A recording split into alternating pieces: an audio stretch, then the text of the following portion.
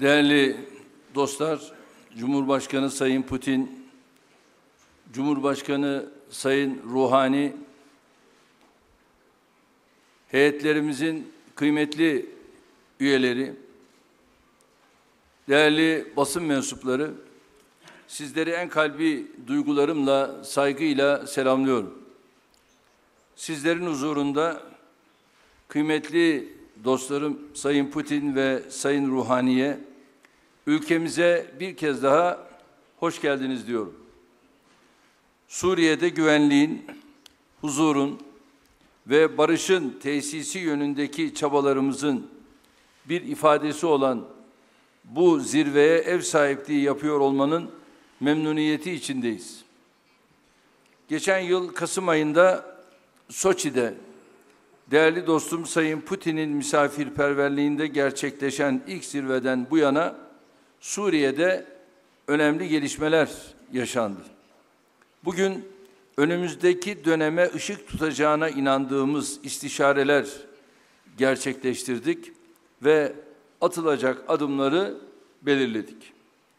Gerginliği azaltma bölgelerinin konusunda Türkiye olarak sorumluluklarımızın gereğini hassasiyetle yerine getiriyoruz. İdlib'deki kısa bir süre önce tesis ettiğimiz 8.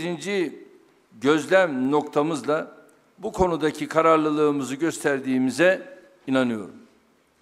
Suriye konusunda şu hususun tüm dünya tarafından dikkate alınmasını bekliyoruz. Suriye'nin toprak bütünlüğünün sağlanabilmesi, tüm terör örgütlerine aynı mesafede olunmasına bağlıdır. Sadece Suriye ile kalmayıp, Türkiye başta olmak üzere çevre ülkelere ve hatta tüm bölgeye yönelik tehdit oluşturan terör örgütlerinin ayrım yapılmaksızın dışlanması çok ama çok önemlidir. Türkiye, Fırat Kalkanı Harekatı'yla yaklaşık 3000 teröristini imha ettiği DAEŞ'e karşı en etkili mücadeleyi veren ülkedir. Aynı şekilde DAEŞ saldırılarında en büyük bedelleri ödemiş ülkelerden biri de biziz. Zeytin Dalı Harekatı'yla da aynı mücadeleyi Suriye'nin bütünlüğünü ve geleceğini tehdit eden bir başka terör örgütü olan PYD, YPG'ye karşı veriyoruz. Her iki harekatta şu ana kadar 4000 kilometre karelik bir alanı teröristlerden temizleyerek güvenli hale getirdik. Biz bu bölgelerde sadece güvenliği sağlamakla kalmıyoruz. Kontrol altına aldığımız yerleri altyapısıyla ve üst yapısıyla bölgenin asli sahipleri olan Suriyeli kardeşlerimiz için yaşanabilir hale getiriyoruz. Bilindiği gibi ülkemizde 3,5 milyon Suriyeli sığınmacıya ev sahipliği yapıyoruz. Cerablus, Elbap bölgesine şu ana kadar 160 bin Suriyeli kardeşimiz geri dönerek vatanlarında kendilerine yeni bir hayat kurdular. Afrin bölgesindeki patlayıcı madde taramasını bitirdikten ve altyapıyı ayağa kaldırdıktan sonra bu bölgeye de yüz binlerce Suriyeli misafirimizin dönmek için beklediğini biliyoruz. Tel Fırat bölgesinin de oraya dönecek Suriyeli kardeşlerimiz için yaşanabilir hale getirmek için Rus ve İranlı dostlarımızla birlikte ortak çalışma yürütmeye hazırız. Münbiç başta olmak üzere PYD, YPG'nin kontrolündeki tüm bölgeleri güvenli hale getirene kadar durmayacağımızı bir kez de burada tekrarlamakta fayda görüyorum. Değerli basın mensupları, PYD, YPG ile mücadelemiz Suriye'de DAEŞ'te mücadeleyi engelleyen veya aksatan değil, tam tersine tamamlayan bir mahiyete sahiptir. DAEŞ ile PYD, YPG'nin aynı amaca hizmet etmediğini kabul etmeyen hiçbir anlayışın Suriye'de kalıcı barışa ve istikrara hizmet edebilmesi mümkün değildir. Dikkat edilirse bu iki örgüt sahada birbiriyle çatışıyor gibi görünen ama aslında sürekli birbirini besleyen, destekleyen, önünü açan bir anlayışla hareket etmektedir. Suriye'de kaos çıkartılmak istenen yerlere önce DAEŞ'in yerleşmesinin önü açılmakta, sonra onunla mücadele bahanesiyle PYD, YPG sokulmakta ve böylece terör döngüsü tamamlanmaktadır. Bu arada ülkenin geleceği için mücadele eden Suriye'nin gerçek kahramanları sürekli ezilmekte, örselenmekte, katledilmektedir. Biz kendi sınırlarımızı da, tüm Suriye'yi de bu cendereden çıkartmakta kararlıyız. Suriye huzur bulmadan Türkiye huzur bulamaz. 911 kilometre sınırımız var ve akrabalık bağları olan bir yapıya sahibiz. Bu bakımdan Suriye'de yaşananların anlamı ve önemi bizim için çok ayrı bir yere sahiptir. Türkiye olarak Suriye'de yürüttüğümüz tüm operasyonlarda gereken her fedakarlığı yaparak sivil kayıpların yaşanmasının önüne geçtik. Bizim operasyon yürüttüğümüz şehirlerde benzer müdahalelerle kontrol altına alınan diğer şehirlerin görüntüleri yan yana konduğunda ne demek istediğimiz daha iyi anlaşılacaktır. DAEŞ ve YPG'li teröristlerden temizlediğimiz bölgelerdeki Suriyeli kardeşlerimiz şu anda hayatlarına huzur içinde devam ediyor. Buna karşılık terör örgütünün etkinlik yürüttüğü bölgelerde sürekli bir gerilim, sürekli bir çatışma potansiyeli olduğu açıkça görülebiliyor. Burada bulunan garantör ülke olarak Suriye'nin toprak bütünlüğünün temin edilmesi, yaşanan kanlı çatışmaların önüne geçilmesi ve ülkenin geleceğinin yeniden inşası konusunda anlayış birliği içindeyiz. Yaşanan krizin ve çatışmaların kaybedeni Suriye halkıdır. Kazananın kimler olduğunu ise hepimiz de gayet iyi biliyoruz. Önümüzde zor ama başarı ışığı giderek kuvvetlenen bir yol var.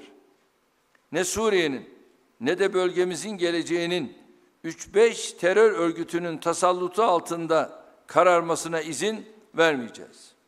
Garantör ülkeler olarak tuzaklara, tezgahlara, oyunlara, provokasyonlara asla itibar etmeden mutabık kaldığımız hedeflere doğru kararlı bir şekilde yürümeyi sürdüreceğiz. Bu konuda bizimle birlikte tüm uluslararası topluma da önemli görevler düşüyor. Buradan bir kez daha uluslararası toplumu Suriye'deki sorunun adil ve uygulanabilir bir siyasi çözüme kavuşturulması gayretlerine destek olmaya çağırıyoruz. Bu düşüncelerle sözlerime son verirken bir kez daha saygıdeğer devlet başkanlarını ülkemizde ağırlamaktan duyduğum bahtiyarlığı şahsım ve milletim adına ifade ediyorum. Yaptığımız istişarelerin ve aldığımız kararların Suriye için, Suriyeli mazlumlar için hayırlara vesile olmasını Rabbimden niyaz ediyorum. Kıymetli dostum Putin'e ve aziz kardeşim Ruhani'ye özverili çabaları için teşekkür ediyor ve sözü Sayın Ruhani'ye veriyorum. Buyurun.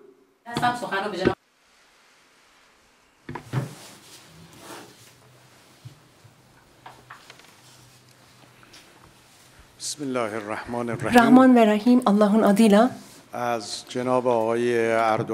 Türkiye Cumhuriyeti Cumhurbaşkanı değerli Sayın Recep Tayyip Erdoğan Beyefendi, Türkiye hükümeti ve Türkiye'nin değerli halkından teşekkür etmek istiyorum.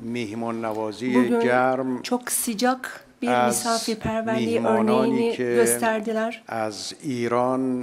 Bizler için İran'dan ve tabii ki Rusya'dan gelen arkadaşlarımızı en iyi şekilde dün ve bugün ağırladılar.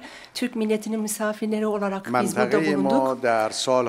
Bizim bölgemiz son senelerde büyük ve çok önemli bir sorunla karşılaştı ve bu sorun da terörizm idi.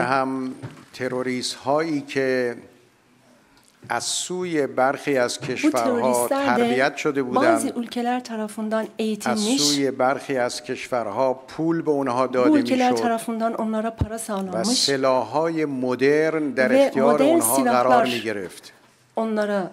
تروریست هایی که می توانستند نفت مردم سوریه رو بفروشند، پولهای گران قیمت سوریه رو منهدم بکنند و اشیاء اون را در بازار بفروشند. برخی از قدرت‌های بزرگ جهانی از جمله آمریکا می‌خواستند گروه‌های تروریستی مثل داعش و النصره در این منطقه برای سال‌های طولانی به عنوان ابزارشون در این منطقه استفاده و بهره برداری کنند. kalsın ve onlar bu gruplardan araç olarak değerlendirsin, و ملت عراق fakat Suriye ve Irak gibi büyük halklar ve milletler dost ülkeler ve milletlerin yardımıyla bu büyük kompleyi yok etti. قدرتی به نام داعش وجود ندارد، گرچه باقی مانده‌هایی از اونها هنوز در گوشه و کنار وجود دارند. امروز بعد از چند سال امید مردم منطقه برای مبارزه پیگیر علیه تروریسم از همیشه بیشتر شده. daha çoktur. در مسیر مبارزه با تروریسم حدود 15 ماه پیش در آستانه اجلاسی تشکیل شد yaklaşık 15 ay önce Astana'da bir toplantı yapıldı ve bu zirvede de bir süreç öngörüldü ve bu süreçte Suriye'de kısmi bir ateşkesin sağlanması ve 4 bölgede de krizin azalmasına neden oldu. Bu süreçte Rusya, İran ve Türkiye temel rol oynadılar. و در ضمن برگزاری جلسات فراوان در سطح کارشناسی وزرا bakanlar seviyesinde de çeşitli toplantılar gerçekleşti ve ilk toplantıda geçen yıl Kasım ayında Suçi'de gerçekleşti liderler seviyesinde. Daha sonra Suriye Ulusal Diyalog toplantısı da muhalifler ve Suriye hükümetinin temsilcileri arasında Suçi'de bir toplantı gerçekleşti. Bu da gerçekten umut verici bir süreçti ve bu süreci devam ettirmemiz lazım. O günden bugüne kadar da بسیار زیادی در سوریه اتفاق افتاده، برخی از اونها خوشایند و برخی از اونها تلخ. ne yazık ki acı ve bazıları da umut vericiydi. Fakat ben bugün Suriye halkının umudunun bugün düne nazaran daha çok olduğunu, barışa kavuşma umudunun daha çok olduğunu görmekten çok memnunum ve Suriyeli mülteciler de bugün geçmişe nazaran daha çok umutlular. Evlerine dönmek için daha çok umutlular. Bugün çok mutluyum ki 3 ülke liderleri Ankara'da ikinci zirveyi gerçekleştirdiler. Biz üçlü zirvelerde çeşitli ve çok önemli, yararlı toplantılar gerçekleştirdik Suriye ve Suriye'nin geleceğiyle ilgili. خوشحالترین لحظات امروز برای من اون لحظه ای بود که سه کشور توافق کردند برای کمک رسانی به مردم مظلوم سوریه و نجات مجروحین بیش از گذشته با هم همکاری کنند.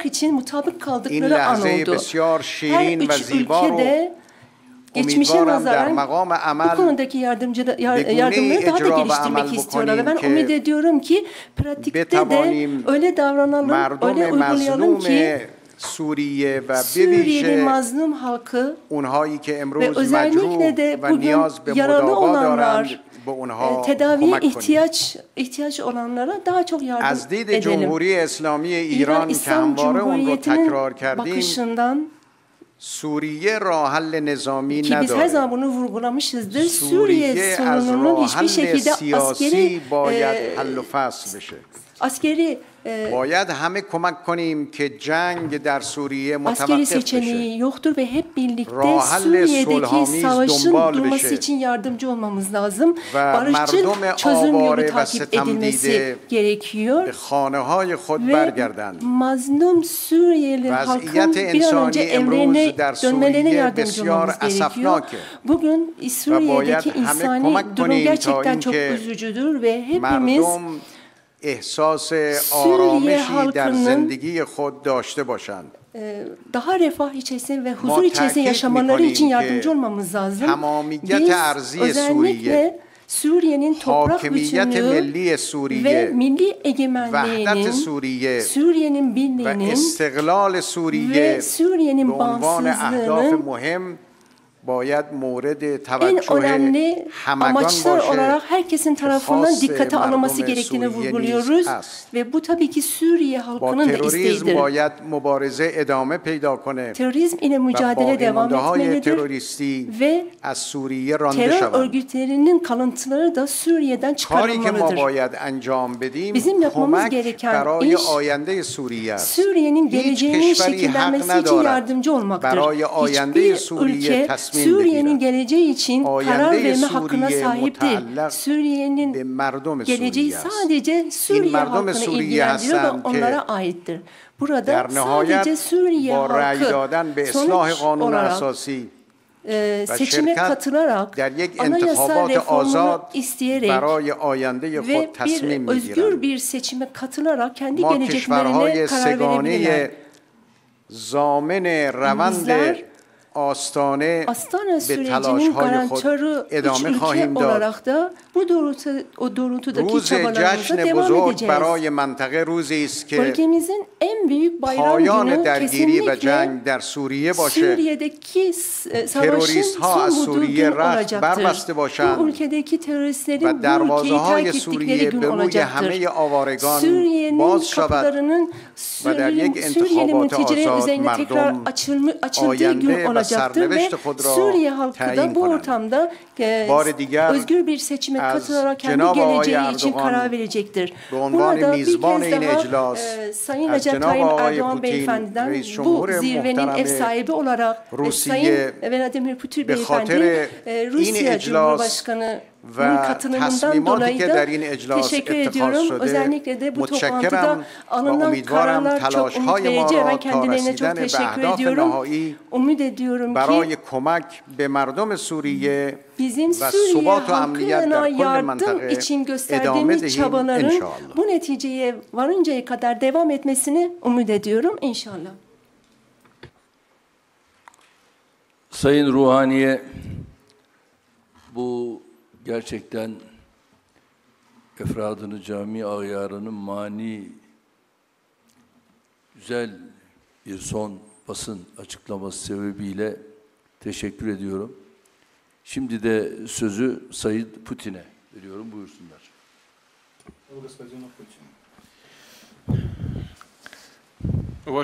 Sayın Türkiye Cumhurbaşkanı Erdoğan, Sayın Cumhurbaşkanı Ruhani, bayanlar baylar, bugünkü görüşmelerimiz, üçlü formattaki görüşmelerimiz son derece yapıcı bir hava içerisinde gerçekleşti.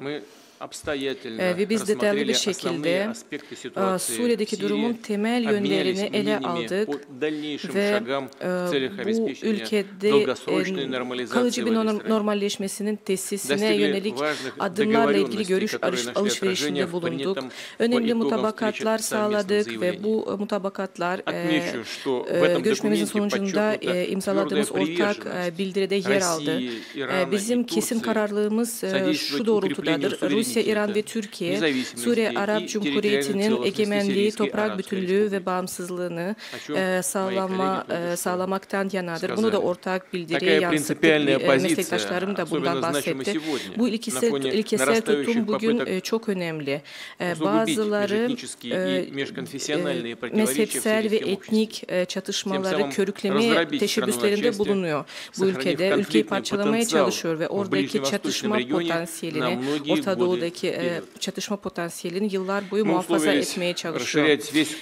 Biz üçlü işbirliğimizi tüm yönleriyle arttırmaya, genişletmeye karar verdik. Özellikle Astana formatında. Astana formatı zaten verimli olduğunu defalarca kanıtlamıştır. İşte garantör ülke olan Rusya, Türkiye ve İran'ın işbirliği sayesinde Suriye'deki şiddet oranı ciddi ölçüde azaltılabildi. IŞİD'in temel güçleri yenilgiye uğratıldı ve diğer terör örgütlerinin askeri güçlerine de zarar verildi ciddi ölçüde. İç ve dış mülteciler evlerine dönmeye başladılar. Sosyal ve ekonomik tesislerin yeniden yapılanması söz konusu Suriye'de. Önceliklerimizden bir tanesi Astana süreci çerçevesinde şudur. Suriye meselesinin siyasi boyutunu güçlendirmeye çalışacağız. Kapsayıcı Suriyeliler arası bir diyaloğun ilerletilmesi önceliğimizdir. BMGK'nın 2254 nolu kararı üzerine. Suriye Ulusal Diyalog Kongresi'nin sonuçları da çok önemlidir. Bu orada elde edilen mutabakatların kanaatimizce alternatifi yoktur. İranlı ve Türkiye'li meslektaşlarımızla Soçi Forumu'nun sonuçlarının hayata geçirilmesiyle ilgili adımları da ele aldık. Cenevre'de Birleşmiş Milletler nezdinde bir anayasa komitesi kuruluyor. Biliyorsunuz bu komitenin faaliyetleri çerçevesinde Suriyeliler ülkelerinin gelecekteki devlet yapısının parametrelerini kendileri belirleyecekler. Görüşmemizin önemli konularından bir tanesi insani yardım meseleleriydi. Bu meselenin siyasallaştırılmaması gerekiyor ve 24.01 nolu BMGK kararının da noktası virgülüne kadar hayata geçirilmesi gerekiyor ki Suriye'deki sakinlerin azaplarının hafifletilmesine yöneliktir bu karar. Ve ben meslektaşlarımı Rusya'nın bu doğrultuda sarf etmiş olduğu gayretler konusunda bilgilendirdim. Örneğin Doğu Guta'da yüz binlerce insanların kurtarılmasıyla ilgili bir operasyon gerçekleştirdik. Çatışma bölgelerine devamlı olarak insani yardımlar gönderiliyor. Rus vatandaşların bağışları sayesinde yapılıyor bu. Örneğin Şubat ayında bu bağışlar sayesinde 77 ton erzak ve ilk yardım ürünleri ulaştırılabildi Suriye'ye ve Rusya, Türkiye ve İran burada da bahsedildiği gibi terörle mücadele konusunda da gayretlerini birleştirecekler ve insani yardım konusu üzerine yoğunlaşacaklar. Bir 15 Mart'ta bir çalışma grubu kuruldu örneğin. Rehinelerin serbest bırakılması, ölenlerin cenazelerinin iade edilmesi, kayıp olan şahısların aranmasıyla ilgili faaliyetlerde bulunacak bu çalışma grubu. Sayın Erdoğan da yeni tekliflerde bulundu bu konuda. Suriye'nin sosyal ve ekonomik altyapısını da kalkındırıyoruz. Rus şirketler bununla ilgili bir takım proje gerçekleştiriyor ve hatta teröristlerin bir zamanlar kol gezdiği bölgelerde gerçekleşiyor bu projeler. Ve bizim hedefimiz burada teröristleri tamamen ortadan kaldırmaktır. Çünkü sahadaki barış sürecini ilerletme çabalarımızı zedelemeye çalışıyorlar. Her türlü yola başvuruyorlar burada. Örneğin militanlar zehirleyici maddelerin kullanıldığı bazı provokasyonlara başvuruyorlar ve buna dair çok açık ve net kanıtlarımız var. Terörle ilgili bilgi alışverişini arttırmaya karar verdik ve son olarak meslektaşlarıma Sayın Erdoğan'a, Sayın Ruhani'ye bu katılmış olduğumuz son derece verimli görüşmelerden dolayı teşekkürlerimi sunmak istiyorum eminim. Bu zirvenin sonucunda somut tedbirler alınacaktır ve sonuçları da Suriye'de barışın ve istikrarın tesis edilmesine yönelik çalışmalara katkı sağlayacaktır. Bildiğiniz gibi Rus heyeti Türkiye'de Ziyer'de ikinci gündür bulunuyor. Birinci günümüzde ikili görüşmelerimiz oldu. Bizim resmi ziyaretimiz çerçevesinde bu ziyaret çok başarılı geçti ve ben Türk dostlarıma, Sayın Erdoğan'a bu 2 gün içerisinde muazzam organizasyon düzenledikleri için teşekkür etmek istiyorum. İlginize teşekkür ediyorum. Evet, Sayın Putin'e de özellikle çok teşekkür ediyorum. Dün malum Mersin Akkuyu Nükleer Enerji Santrali'nin temel atma törenini buradan birlikte yapmıştık ve maliyeti yaklaşık 21 milyar doları bulacak olan bu nükleer enerji santralimiz inşallah Cumhuriyetimizin 100. yıl dönümü 2023 yılına kadar nasip olursa yetişecek ve şu anda burada çalışmalar başladı. Bir taraftan orada çalışacak mühendis kadrolar Rusya Federasyonu'nda eğitimleri yapılıyor ve orada yetiştikçe Türkiye'ye onlar da dönüyor.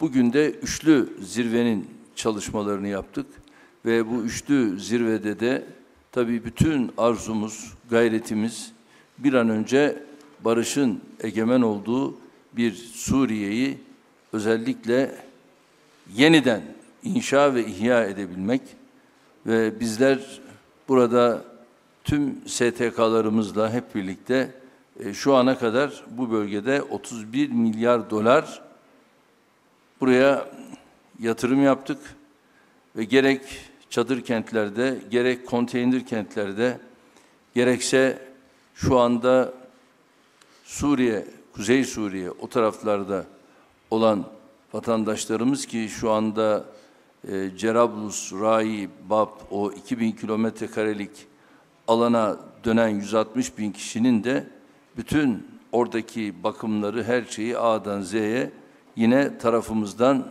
yürütülmektedir. Ve bütün bunlara yönelik şu an itibariyle Avrupa Birliği'nin bize vaat ettiği sözden gelen, ben fazlasıyla söyleyeyim, yine ne yazık ki verilen söz, elimize gelen demiyorum, 3 milyar avro sözü vardır. Ama bunların tamamı da şu anda ilgili kurumlara ulaşmış değildir. Fakat biz gelse de gelmese de bütün buradaki yatırımlarımızı yapmaya devam edeceğiz. Buna da kendimizi mecbur hissediyoruz. Ve şu anda gerek Afrin operasyonundaki dayanışmamızı başta Rusya Federasyonu'yla çok önemsiyorum. Ve İran'la aynı şekilde ilgili arkadaşlarımız gerek bakan düzeyinde, gerek genelkurmay başkanlarımız, gerek istihbarat örgütlerimiz bu çalışmalarını gayretli bir şekilde dayanışma içinde sürdürdükleri sürece inanıyorum ki burada barışın altyapısını oluşturacağız. Birinciyi Soçi'de yaptık, ikinciyi burada, şimdi üçüncüyü de inşallah Tahran'da yapacağız. Tarih belirlendikten sonra Tahran zirvesine de yine birlikte hazırlanacağız. Evet, şimdi önce misafirlerimizden diyorum, gerek İran, gerek Rusya, gerekse Türkiye medyasından yazılı görsel 2'şer soru alacağız ve bu soruları cevaplandıracağız. Evet, önce arkadaşlardan kim yönetiyor bunu? Lütfullah Bey, siz mi yönetiyorsunuz? Evet. Nereden?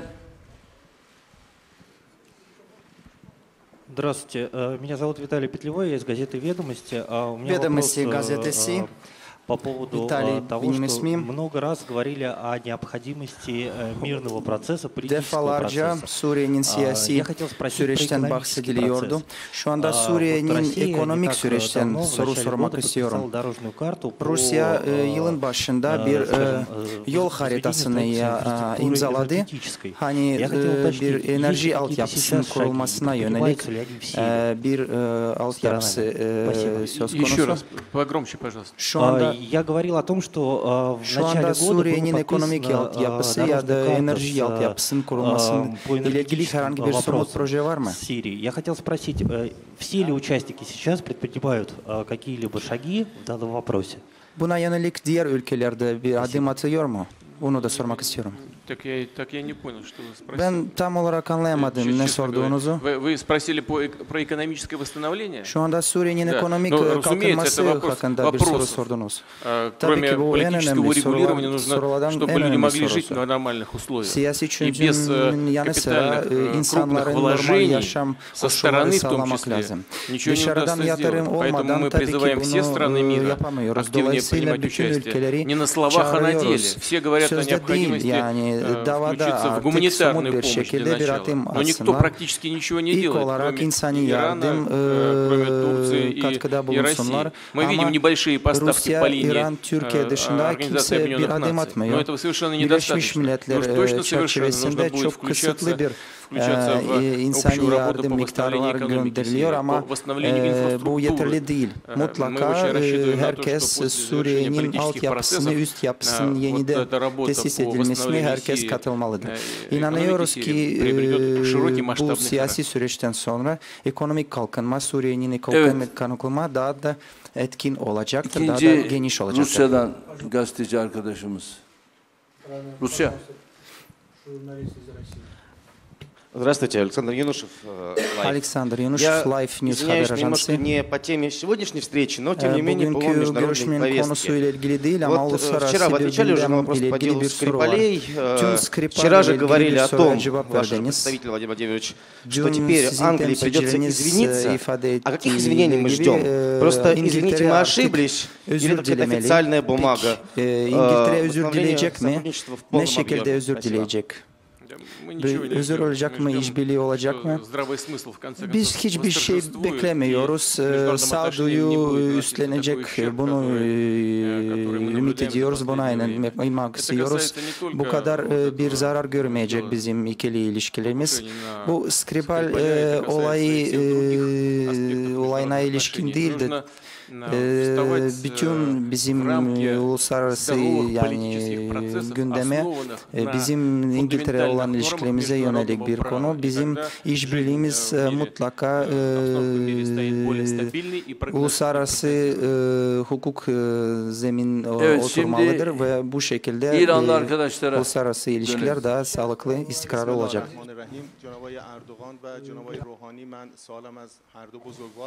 Benim sorum her ikinizden İran İslam Cumhuriyeti resmi milli radyo televizyonundan siz ikinize de sorum olacaktır. İran ve Türkiye Sürçi toplantısı ve Ankara toplantısında gösterdiler ki yumuşak gücü, sert güç yerine yumuşak gücü kullanmak istiyorlar. Şu anda Türkiye, Rusya ve İran'ın çalışmaları, işbirliklerinin tahrip etmek ve bunu sabote etmek için bazı batılı ülkelerin çabasını görüyoruz.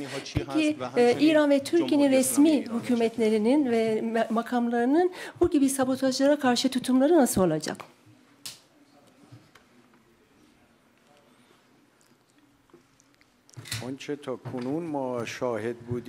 Ancak bizim bugüne kadar gördüğümüz şudur ki Amerikalılar ve İsraillerin pek de başarılı olmadıklarıdır. Onlar son seneler içerisinde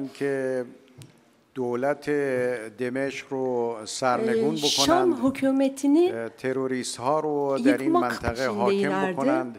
ve teröristleri bu bölgede hakim etmek istiyorlardı. Bölgemizde güvensizlik yaratmak istiyorlardı ve kendi menfaatlerinin peşindelerdi. Kendi menfaatlerini güdüyorlardı. Bugüne kadar de her ne kadar ki Suriye halkı için büyük sorunlar yaratmış olsalar da fakat başarılı oldukları da söyleyemeyiz. İran hükümeti Suriye olayların başından itibaren her zaman bölgemizdeki terörizm ile mücadeleye vurgu yapmıştır. Ve terörizm ile mücadele eden devletler ve halklara yardım edilmesi gerektiğini vurgulamıştır. Bölgemizin haritası hiçbir şekilde değişmemeli. نظرات مردم باید برای هر کشوری سرنوشت اون کشور رو بسازه. Kendi ülkelerinin geleceğini şekillendirmek için yol göstermelidir. Biz aynı ilkelerle devam etmeliyiz. Aynı ilkeleri savunuyoruz. Ve çabamız bölgemizin düşmanlarını, bölgemizin bölünmesi ve teröristlerin bölgemizde hakim kılmaları amaçlarında başarılı olmamalıdır ve biz yakın zamanda bölgemizin güvenliği ve Suriye'nin güvenliğinin sağlandığını görmek istiyoruz ve barışı destekleyen, güvenliği destekleyen bütün dünya ülkeleri ve başta bugün burada bu toplantıda bulunan 3 ülkenin hedeflerine ulaşmalarını diliyoruz. Evet, Suriye'nin tabii ki toprak bütünlüğü bizim için olmazsa olmazımızdır. Ve birilerinin Suriye dışında kendilerine göre yapmış olduğu parselasyonlar bizim için geçerli değildir. Biz bu toprak ameliyatlarına sıcak bakmıyoruz. Bu bölge bunların geçmişte çok bedelini ödedi. Fakat bütün bunlarla beraber terörizmin bunu bir fırsata dönüştürüp Suriye'den ülkemize tacizde bulunmasına da özellikle fırsat vermeyi asla kabul etmemiz mümkün değil. Çünkü burada bizim durumumuzda olan bir ikinci ülke yok. Biz 911 kilometre ile Suriye'ye sınır bir ülkeyiz. Dolayısıyla bütün tacizler bugüne kadar ülkemize yapılmıştır. Ve bunda durmak bilmemişlerdir. Ve 100'ü aşkın buraya roket atışları yapılmıştır. 100'ü aşkın vatandaşımız bu atışlar neticesinde şehit olmuştur. Biz hep sabır, sabır, sabır artık yetti demişizdir. Ve ondan sonra da biliyorsunuz bu teröristlere karşı önce Cerablus, ondan sonra da malum Zeytin Dalı harekatıyla bölgedeki bu harekatı gerçekleştirmek zorunda kaldık. Ve şu an itibariyle sadece Cerablus, Elbab ve Ray bu aradaki 2000 kilometrelik alana 160.000 kişi geri döndü. Ve oradaki altyapı çalışmalarını yine bizler şu anda yürütüyoruz, yapıyoruz. Ve çadır kentlerde, konteyner kentlerde kalan o bölgenin halkı geri dönmeye başladı. Aynı benzer durum şu anda Afrin'de olacaktır. Afrin'de de yine Türkiye'de bu kamplarda kalan Afrinli dostlarımız, kardeşlerimiz, onlar da yine topraklarına, evlerine inşallah döneceklerdir. Onun da hazırlıklarını bir taraftan yapacağız. Ancak şunun bilinmesini özellikle istiyoruz. Tabii bu bir inşa ve ihya hareketidir. Bu inşa ve ihya hareketini yaparken bölgede gerek Rusya, gerek İran, şu Astana sürecinin garantörleri olarak Soçi'de başlayan bu süreci de Türkiye ve Tahran'la birlikte emin adımlarla yürüteceğiz. Ve biz Astana'yı hiçbir zaman Cenevre'ye alternatif olarak ileri sürmedik. Tamamlayıcısıdır dedik.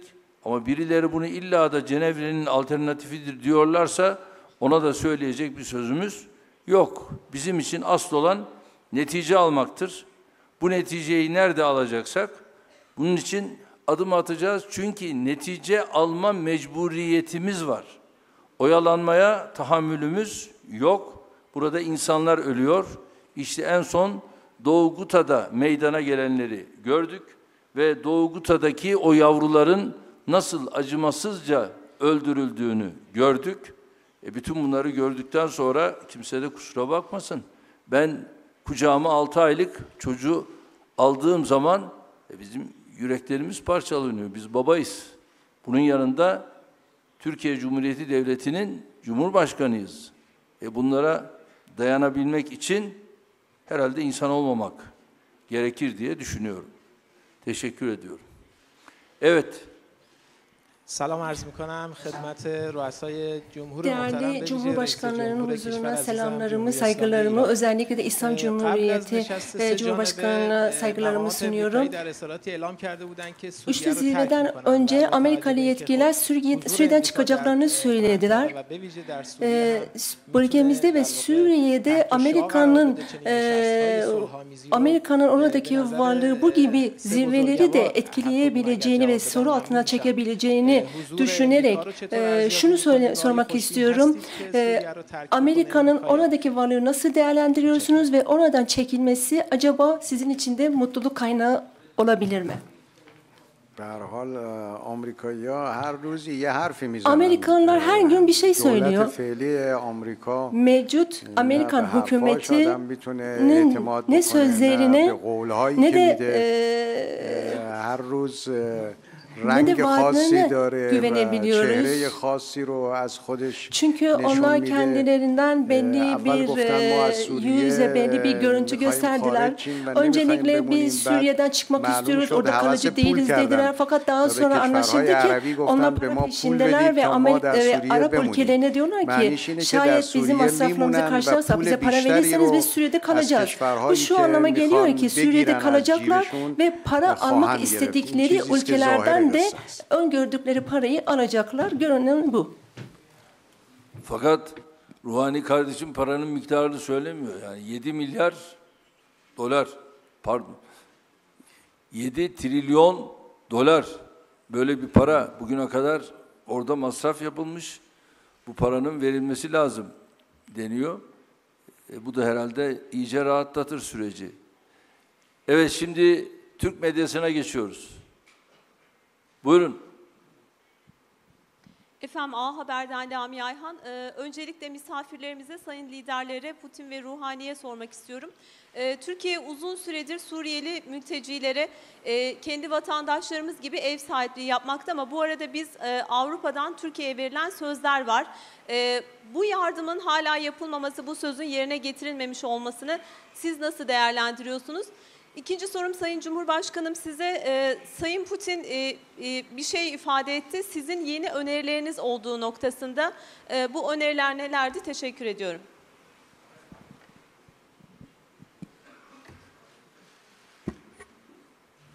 Что касается выполнения или невыполнения кем-то из участников международной жизни своих обещаний, şu ya bu ülkenin taahhütlerini yerine getirmemesi ile ilgili ondan sormak lazım. Bizim aldığımız, Rusya olarak aldığımız taahhütleri yerine getirmeye çalışıyoruz. Eğer başarılı olmuyoruz, ne zaman bunu yapabileceğiz açıkça anlatıyoruz. Tabii ki Türkiye mülteci bakımından büyük bir yük kendisine aldı. Ama hakikaten çok eşsiz bir durum. Diğer ülkeler mesela Filistin konusunda mülteciden bir yük aldı. Rusya olarak biz Ukrayna'dan gelen mültecilerin yükü üzerimize aldık. Bizim aslında sorunları çözmemiz lazım. Mülteci göçmenler olmasın diye. Dolayısıyla bugün üçlü formatta Suriye meselesini çözmek için bir araya geldik. İnanıyoruz ki çalışmalarımızın başarılı neticeler olacaktır. Şimdi Sayın Erdoğan'ın yeni teklifleriyle ilgili bizim özellikle insani yardım konusunda da etkin bir çalışma yapmamız gerekiyor. Şu teklifte bulundu. İhtiyaç duyulan ve gerek çatışmasızlık bölgelerinde gerekse de Suriye genelinde ihtiyaç duydukları insanlara acil yardım, tıbbi yardım konusunda neler yapabileceğimizi somut bir şekilde değerlendireceğiz. Bence bu teklif çok isabetli oldu. Sayın Ruhani da bunu destekliyor. Bunun üzerinde bir çalışma yapacağız ve buna yönelik somut adım sonra atacağız. Teşekkür ederim. حمایت از مهاجرین و آوارگان سوریه در وضعیت کنونی به عنوان یک وظیفه مهم انسانی و همچنین برای ما مسلمان ها یک وظیفه دینی و وظیفه اسلامی است. من از همه کشورهایی که از آوارگان سوری حمایت کردند، از آنها نگهداری کردند، از آنها سپاسگزاری و تشکر می‌کنم و از جمله ترکیه که در این زمینه بار سختی رو تحمل کرده. شاید ما در ایران بهتر از دیگران حس می‌کنیم و درک می‌کنیم که این بار چقدر سنگینه. bir şekilde anlayabiliyoruz. Bu yükün ağırlığını anlayabiliyoruz. Çünkü biz yaklaşık 39 senedir İran'da 3 milyondan fazla Afgan mülteci ağırlamaktayız ve dolayısıyla bunu çok iyi anlıyoruz. Son bu senede yaklaşık 400 bin Afgan öğrenci, çocuk öğrenci bizim okullarımızda eğitim almaktadır ve 20 binden fazla da Afgan üniversite öğrencisi bizim üniversitelerimizde karşılık herhangi bir bedel ödemeden eğitim almaktadır. Irak ve Kuveyt Savaşı'nda da Afgan mültecilerine ek olarak bir de Iraklı ve Kuveytli mültecileri de karşıladık. Dolayısıyla bu çok önemli bir iştir ve Avrupalı ülkeler de bu anlamda yardımcı olmaları gerekiyor. Herhangi bir söz verdiler ise de bu sözlerini yerine getirmeleri lazım. Gerek Sayın Putin gerekse Sayın Ruhani'nin özellikle neler yapılabilir ve yapacağımız konusundaki önerilere şöyle ben bir ilavede de bulunmak istiyorum. Biraz açalım istiyorum. O da şudur. Şu anda Tel Abyad tarafında yani Doğu Guta'dan gelen yaralılara yönelik bir adım atılması hususunda burada bizler süratle gerek silahlı kuvvetlerimiz Rus silahlı kuvvetleriyle birlikte bir dayanışma içerisinde orada bir sahra hastanesi kurmak suretiyle bu yaralılara ilk müdahalelerin burada yapılmasını temin edelim istiyoruz. Tüm bunların yanında bir de büyük fırınlar orada kurup bu fırınlarla da ekmek ihtiyacını bütün bölgenin karşılayalım diyoruz. Hemen süratle bu fırında öyle zannediyorum ki kurulmuş da olabilir ve bu fırında ekmek ihtiyacını oranın karşılayarak bir oradaki özellikle şu anda mültecilere bu imkanı sağlayalım. Fakat benim asıl üzerinde durmam gereken gerek değerli dostum Sayın Putin'e gerekse değerli dostum Ruhani'ye şöyle bir teklifim var. Ben bu teklifi daha önce de yaptım. Uluslararası camiaya yaptım. O da şudur. Güvenli bölgede gerek bizim tarafta gerekse Kuzey Suriye tarafında güvenli bölgede konut inşası temin edelim diyorum. Yani bu konut inşasını yapmak suretiyle bu insanları çadırlardan, konteyner kentlerden kurtaralım.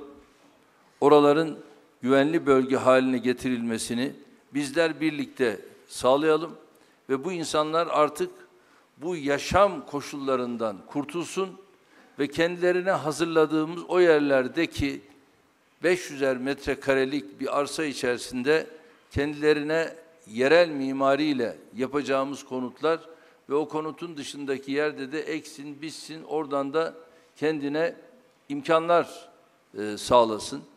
Ve böyle bir adım atmak suretiyle onları normal yaşamına bu şekilde kavuşturalım diyorum. Bu konuda bazı ülkelerin bazı taahhütleri var. Ama biz bu işin şu anda nirengi noktasındayız. Eğer böyle bir adımı birlikte eğer atabilirsek, öyle zannediyorum ki bu Suriye halkına çok daha ciddi bir sinerji meydana getirmek suretiyle faydalı olacaktır. Teşekkür ediyorum. Evet.